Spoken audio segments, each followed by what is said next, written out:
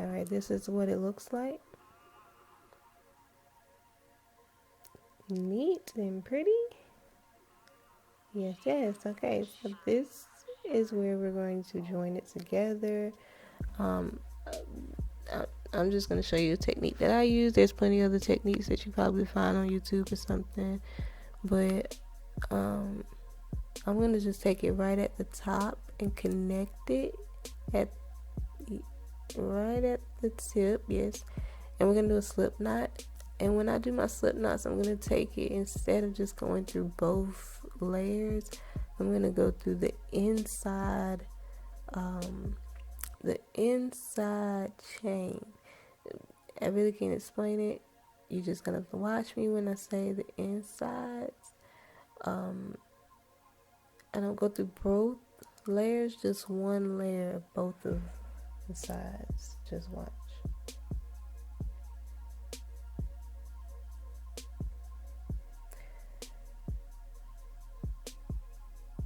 And I'm going to show it twice to show you what I am talking about.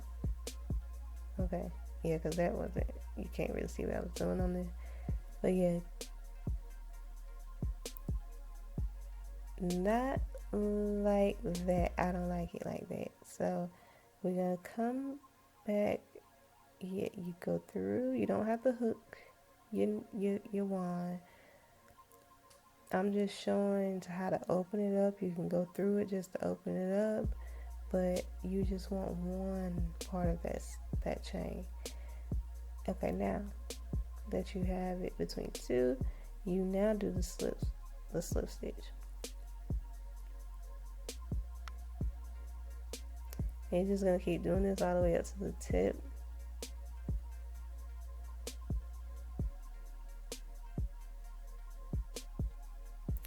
And the reason why I chose this technique is because it looks more, it just looks like a chain. And I used to do this with a needle, but it just took too much time for me to switch out to the needle instead of the wand that I'm actually using. So this technique just seemed quicker. And there's a special way you can just pull it back, because if you leave it right on top, it will have like a little point at the top, and you really don't want that poking up. So I'm going to show you how to pull that little point at the top down. But right here is kind of tricky. You really can't see. Just use your fingers, pull it back a little bit. Don't be afraid. You might lose your wand out of the loop. Just put it right back in and try it again. But I just slip knot it twice to lock it in, and then I'll clip it to close it off. Alright, so I have a little tail here, and I'm just gonna take my wand and stick it underneath and pull it back through. Now I'll go ahead and pull it back, pull that little part sticking out down, and that's what you want.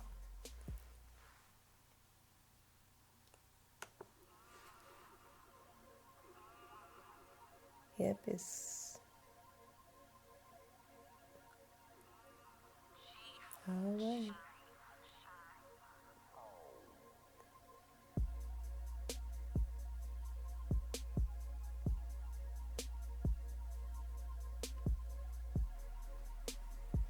Okay, everything looks good. We're gonna get to the tongue of the shoe now. Alright, so I'm about to start the tongue of the shoe. The tongue takes 12 rows. The first row starts with 21 double crochets across the top. I'm gonna show you where to put it at. It's in between the first single crochet.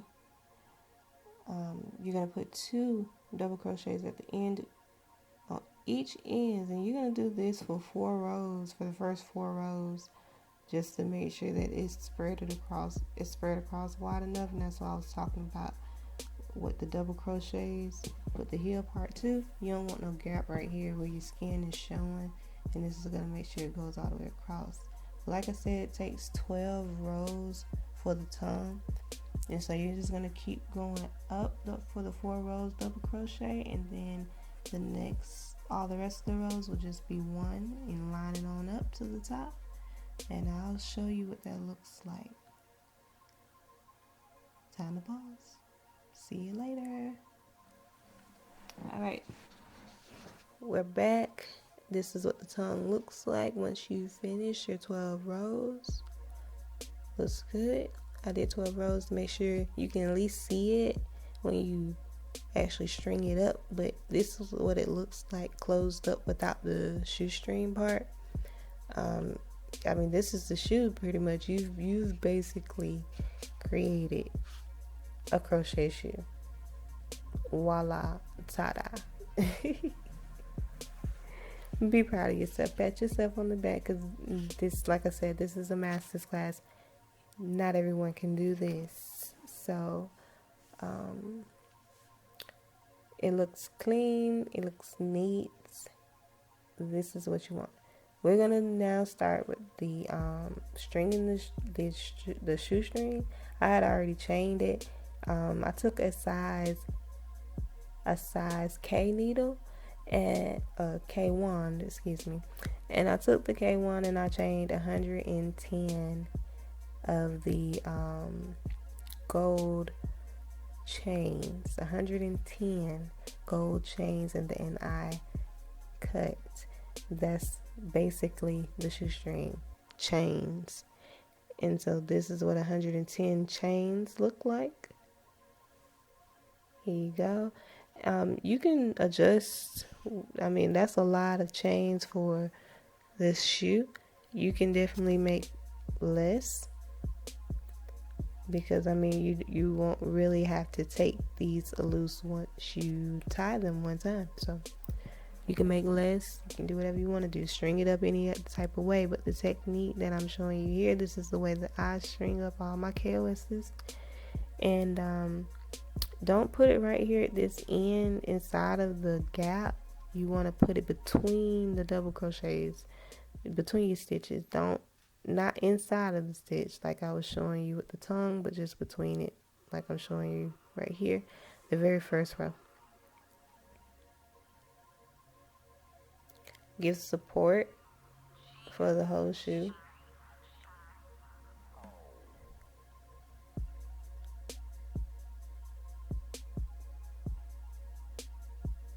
So yeah, basically you're just gonna string it up like you would any regular shoe. You're just pulling it through the holes instead of through the stitch. Makes it also easier to pull it in and out. Excuse me for my interruption there.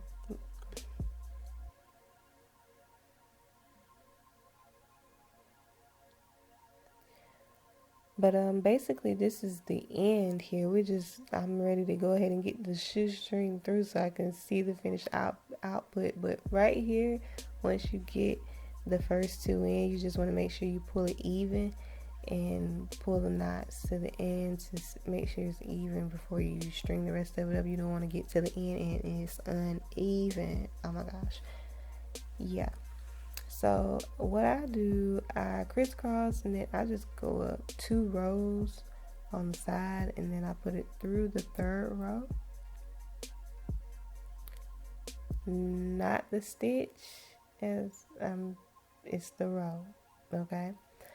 And once it's pulled through the 3rd row, I go to the next side, do the same thing, and then I'll go up the next 2 rows and do the same thing too. But you'll see it in the video.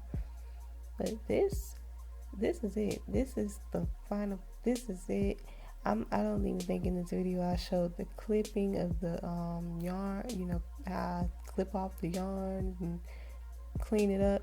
I was so ready to put the shoe on, y'all. So this is a master class. You should already know how by now to burn the tips and clip the ends. Okay.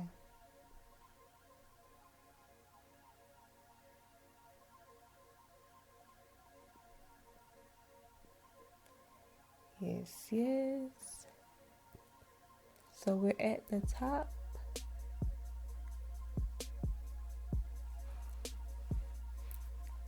pulled it through the last two, and then I always make sure I pull the shoestring through the as close to the top as I can, just to make sure that it's not flappy, like just hanging at your ankle. You want it like tight around your ankle, and that allows it to be tight. This shoe looks like it could have been in Athletic's foot or something like that. But yeah, right at the tip top.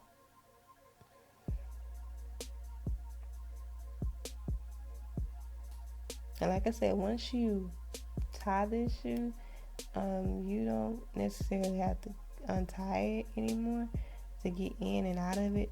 Sometimes I put the little like the little grip at the end, the back of the shoe, to help put it on and off. And I mean, it's stretchy enough for you to just get your foot in and out of it. But this is the outcome. Oh my gosh, we are finished.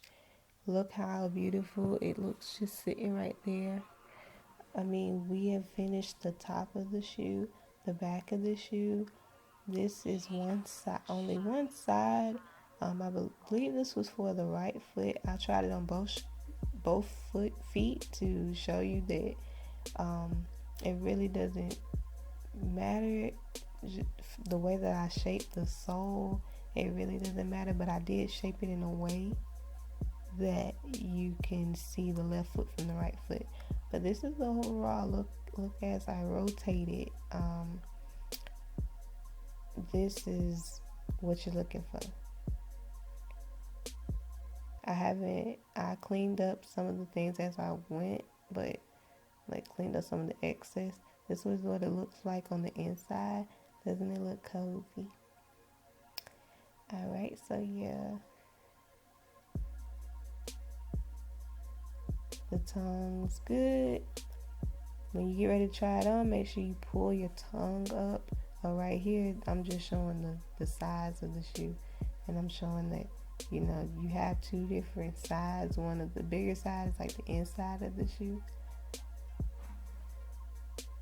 But I'm trying it on the opposite side of the foot, on the other foot, just to show you that you really can't tell if you were to like just grab them and go, But as you wear it and keep wearing them in the same direction, it'll start molding to the way that it'll start molding to whichever foot you wear it most. And y'all excuse my feet. I had just got out the tub with no lotion. I have no lotion on, period, y'all. Just excuse all that. Okay. This is the fit, y'all. This is the fit. Feels good, feels comfy. I'm just pulling the strings tight now. You pull the strings tight, make sure that they don't flap or fall off your foot as you walk. Like I said, look how long the shoestring part was. You see what I'm saying? Like you could probably take about 20 chains off from there, and it can make it a little shorter, but I mean that's about how long I like mine. And yes, I would have clipped the little excess there and burnt those at the end with like a lighter or a burner, and any excess just burn it with a lighter. But this is a K.O.S.